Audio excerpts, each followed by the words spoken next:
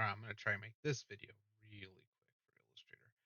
So halftones are a tricky thing to work with, especially if you're trying to be precise. If you're trying to be precise for like screen printing or anything like that, I highly recommend Astute Graphics Phantasm because it will give you full control over the halftones.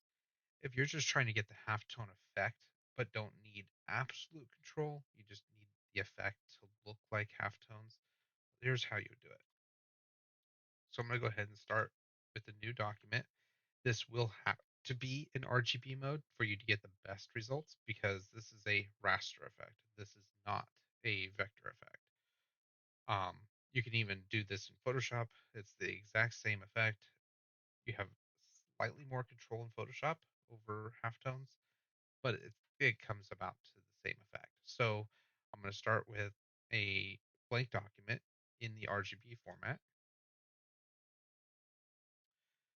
Then I'm going to go ahead and create a standard object here. And I'm going to try to stay away from anything that's a plugin so that way you can understand how this works. Now, if you just want a simple circular, you could do a gradient circle, but you're going to want to make sure your colors are proper too. So I'm going to go ahead and deselect. And the first thing I'm going to do is make sure I have an RGB white as a dynamic color. And then I'm going to come back in here. I'm going to make sure I have an RGB black that's also a dynamic color, which is a global color. The reason why I do that is so that I can change it in the future much easier. So the first thing I'm going to do here is I'm going to pull out my gradient palette, and then I'm just going to select circular gradient, and I'm going to hit I'm going to reverse these gradients here, and then I'm going to make sure that there's no stroke. I'm going to go ahead and eliminate the stroke because I didn't need it. It's better just to have that off the object. If you're doing a circle, you could just use a circle, and that way you have a little bit of control on how the gradient is flowing. But so if you just want a standard halftone effect so that you can put behind something or in a scene, I recommend a circle or a linear gradient. So a linear gradient would be this here, where it's going from dark to light. So I'll start with the circular one first, and I'm going to go up here to effects, and then I'm going to go pixelate. Where are you at? Why am I hitting a blank on where that's at?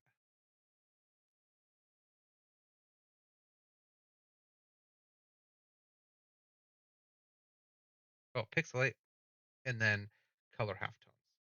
And the reason why you want to stay away from anything else besides black and white because it will not translate outside that. So as you see here, it did all of the colors because I'm in CMY. I'm in RGB mode, but the color needs to be CMYK. So I'm going to deselect. And this is why I made those perfect. So I'm going to go ahead and switch this to CMYK. And if you see here, there's color. But if we get rid of the color and hit OK, which did not change for me because it's a gradient, of course. That's where we're going to go back to the gradient palette, and I'm going to drag this back in. Why didn't it change? Is that my RGB mode?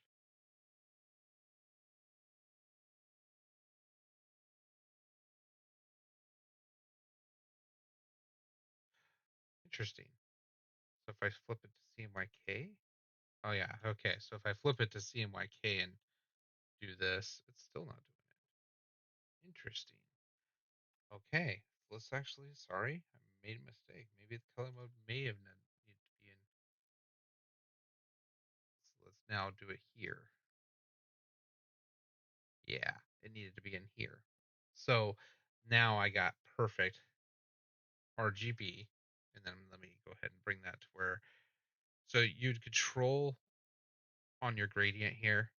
This would be your controllers for, why isn't it, let me control the upper, there we go. How sharp it is, to how light it is. This is where you do that control. So based off of what you want is what you're going to have to do. So if you want a little bit of solid in the middle, you're going to want to bring out that, and then you can fade it.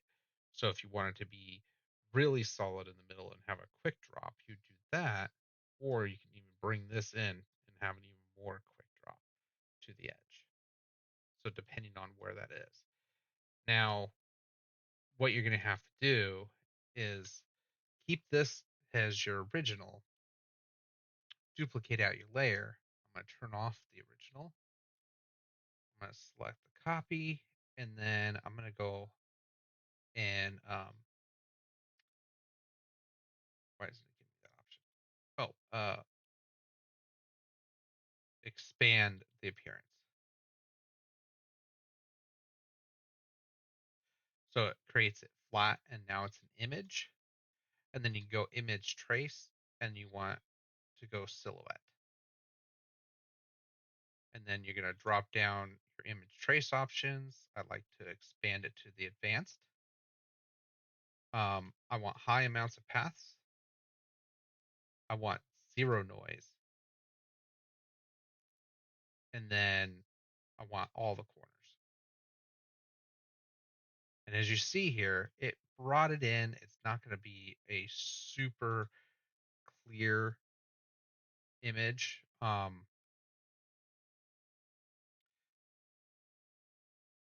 But it's going to get you pretty dang close. And then I can hit expand. I could have actually have hit ignore white, but if you accidentally hit that and you didn't ignore white, what you can do is come in here and select one of the blacks, go select same fill color, unite it, so you have it as a united object. And I did actually hit ignore white. So now I can come in here and select my color, and I can come in here and dynamically change it. So that's how you get your other color that you want. It's not as dynamic as the Astute plugin, but this is a quick way to get a halftone effect. And like I said, it's not going to be super clean because it is a raster effect being turned into a vector effect. Um, if you want a perfect vector, there is actually already built in here um, in your swatches palette. Where am I at here? Oh, in your swatches palette, there's gradients. One of these has halftones in it. Where it is that patterns.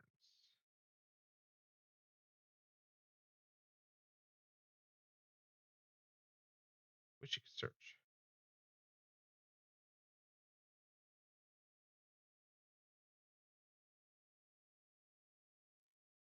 Is it here?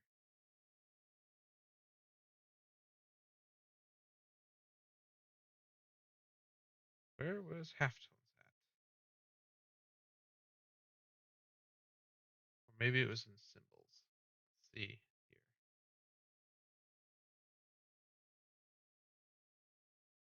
May have hit in a blank, or I thought they were there. I swear they were there, but I guess not.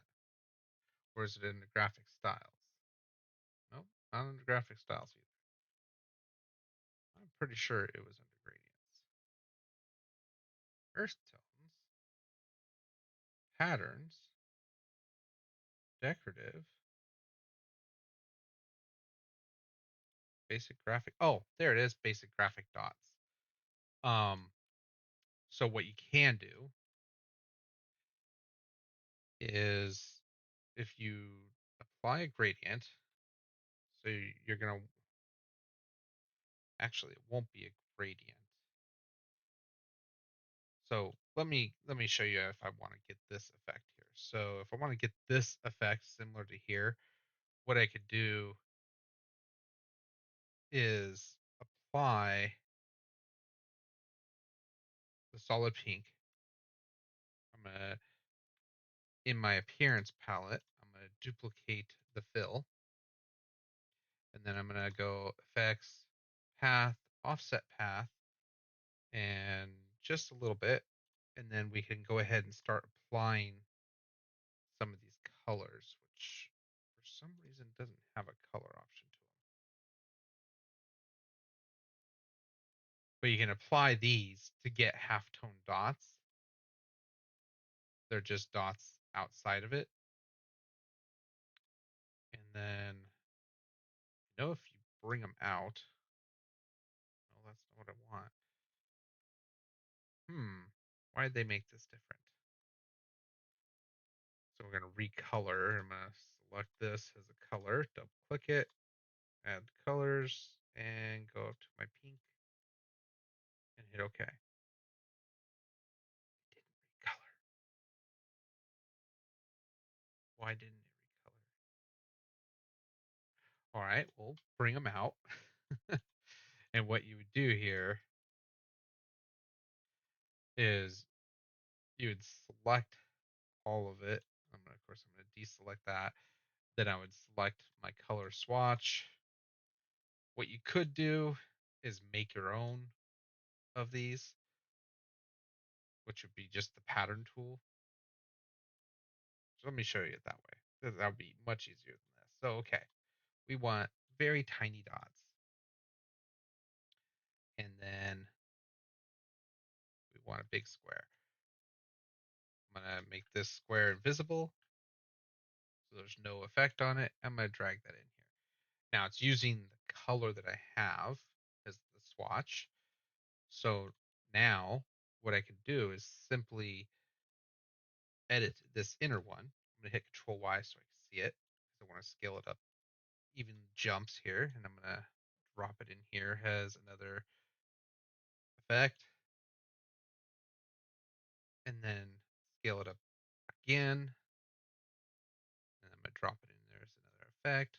I'll fix this in just a moment. And scale this up again to the maximum. And drop it in again.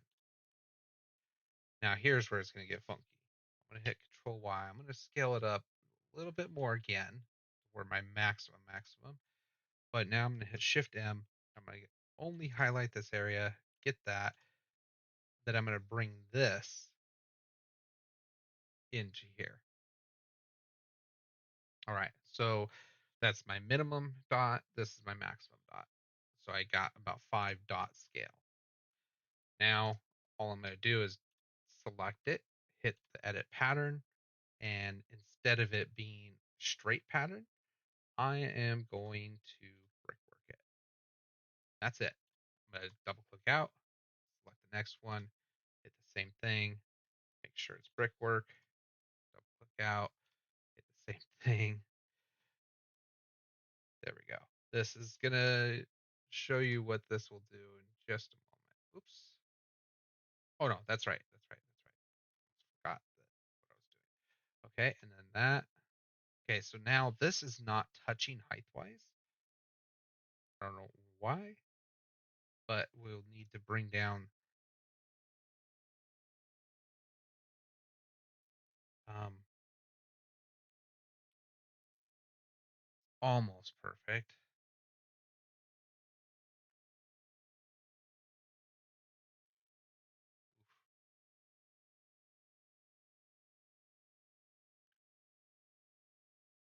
All right. And then I'm going to hit done on that one and then select the last one, hit it. It's already good, but we want brickwork. Brickwork's the wrong one. They did not need to be brickwork. That's right. I'm used to it. Okay. So I'm going to undo because that's why it looked odd. They are supposed to be just center. Okay. So I'm going to leave it at that. What I meant to do was select this object, go to the background. I'm going to select my maximum, and then I'm going to hit R for rotate, hit enter. With this selected, I didn't change my selection. And then I'm going to make sure only pattern is selected, and it's going to be a 45-degree angle. All right. Now I'm going to duplicate this fill again. We could duplicate the pattern, or we could just click into it and hit X2 or star 2 for times 2. And then this bottom one, we drop it down and then select the next pattern. and it should have applied perfectly. Yeah, it did. Okay, and then I'm going to duplicate it again. This fill underneath, offset, instead of 14, I want 19, and then hit OK. And then with that fill pattern, a little bit lighter, you could do a little bit more gradual jumps. This gives you a little bit more control. This is how I used to make halftones. And then duplicate that again, and then apply this one, and then the offset 19 would go 24. Duplicate this offset. We want to be the very last dot option, and this one would be 28. There we go. Now it gives me a halftone pattern, and now if I take this and go to my graphic styles, just gonna put it in my layers and hit new, so that gives me that graphic style. I can go ahead and delete this. And now if I draw any shape, it doesn't matter what the shape is, and apply this, it's going to give me that halftone effect. So now I can come in here and really get wild, and it will stay on that effect. It gives you a halftone so that you could do different colors now. Um, so what you could do is duplicate your master color and create a color 2. I'll just name it 2 so that way I know that I'm working with that. And then under the recolor, we're going to go advanced options, double click on this, and then hit OK. It will recreate all of those patterns in there, but then you have a new effect, and then you can hit new. So now you have 2 colors. And then if you want to change the color, you can just double click in your color, change it out to whatever color you wanted. This gives you a little bit more control, but as you see, this would not work for screen printing. It works visually, but it has like a stained glass effect to it. And so it's there, but it's not there. There would be a lot of cleanup work that you would have to do to get this to be actually processable. And what I would have to do is I would have to come in, and I had a selector that anytime half a circle or less was visible, it would become the other circle. I did a whole bunch of things, and then I found out that there was the plugin Phantasm. So let me show you what that is. So if I duplicate this, and instead of doing fills expanding, I'm going to delete that. I'm going to do the stroke expanding, but this would need to be black. So we're going to go ahead and double click on the black here, make sure it's 100% K because we're working in print. And then also I'm going to make sure it's a global color. That's a very important thing to do always with your colors, especially when you're going to do stuff that's dynamically editable. Then I'm going to come in here, select this black, but in my, go here, put that there, go there, and then in the color, I'm going to do 90. We're going to do a couple jumps, duplicate 20, and we're going to drop down to 70. There's a reason why I'm doing this. You'll see in just a moment here.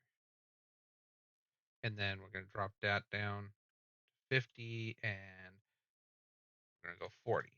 That I'll do. I'll I'll jump these up a little bit. So 10, 30, and 60, and then I'll do one more. This one would be 80. and it will drop down to 20%. Okay, so with this, I can now have this as a dynamic shape. I'm going to go ahead and apply that as a filter or as a graphic style. Then I'm going to come in here, and here's the cool thing. Go effects, and with this, oh wait, I want to make sure I have the entire object selected, not just one of the layers, because it does make a difference between the object being selected and all of the layers. So I'm going to go effects, stylize phantasm, and halftones. The reason why I picked black and white is because that's where it gives me the control. Normally, a linear black and white gives me a really cool effect, but here's the cool thing. Remember how I had these colors down here? Now I could just double click on this, hit global swatches. Now I can pick one of my global colors and it applies that halftone. Now I have full control over the actual halftone. DPI, the higher it is, the smaller the dots will be. You can change the angle of the dots. I just realized I want actually like a 8 so that it's nice and big. And then we want a 35-degree angle. The reason why I chose 45 on the other one is because it starts getting a little funny in some areas. But see how these halftones are like beautiful. These are screen print ready halftones. So if you're doing it for screen printing, that's what you're really gonna want. Because if you do it any other way, then you're not going to be happy with the results. It's just going to look better if you have these halftones. And now what I can do is have these layered over the top of each other, and as you see there, it's going to do it right. The other thing you're going to do is with the layer, is it with the color? Spot color, or is it with the object?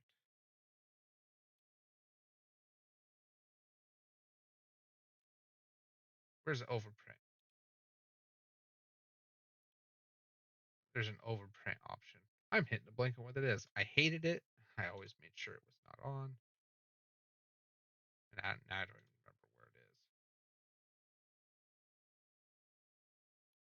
But there's a way to turn on an overprint option. So when you print something out in PostScript, it still will print this color underneath this color. And it's like a multiply effect.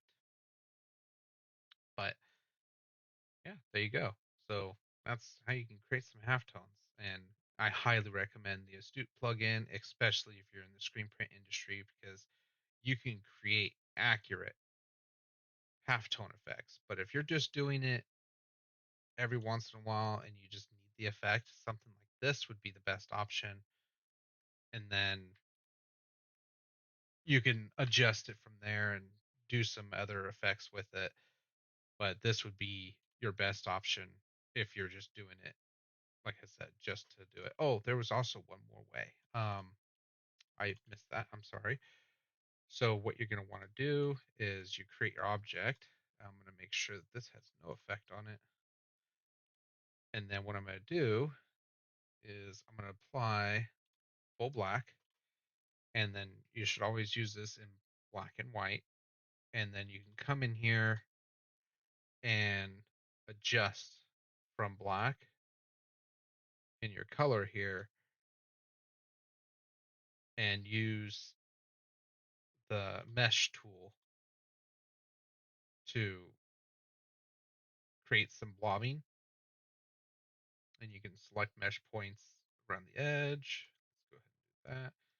Using shift select. Oh, it didn't do shift select. Can I only select one at a time now? That's going to be a problem in the future. So let's make all these white.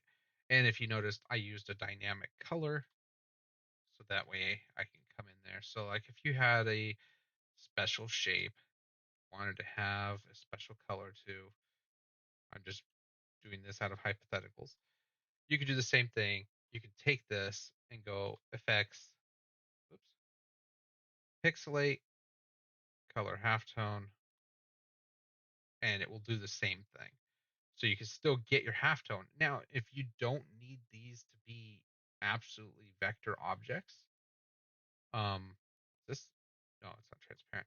Um, with this selected, you could do screen, and that will knock out black. That's not what I wanted. One of these over the top of it and try it. It's going to get really heavy in the processing. Multiply. Multiply will do the black over it. Overlay.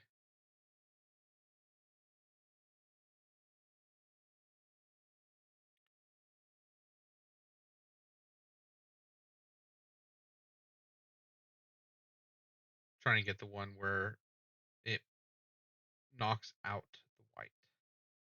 One of these does it. And the black is the color. Hitting a blank on that mode. Wish I remember that at the moment, but I don't remember it. There is a way to get it to work. I know that in Photoshop what it is. I can get it down every single time. But then you can use that with a color. Or is it maybe it's the reverse. Maybe I do the color layer on top of it. Maybe that's what I'm doing wrong.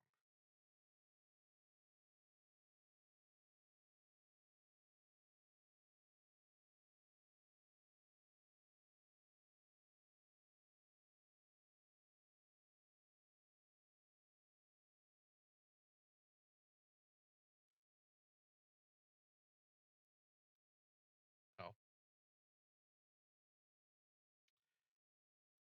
I think I have to do that as a grouped object. I think that's what I'm forgetting. So I'm going to hit group, and on the top of the group, I'm applying a gradient. Oh, still didn't do it. Path, offset path, 0.01.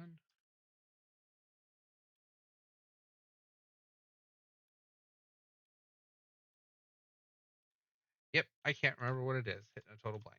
But anyways, stay creative. Catch you guys on the other side.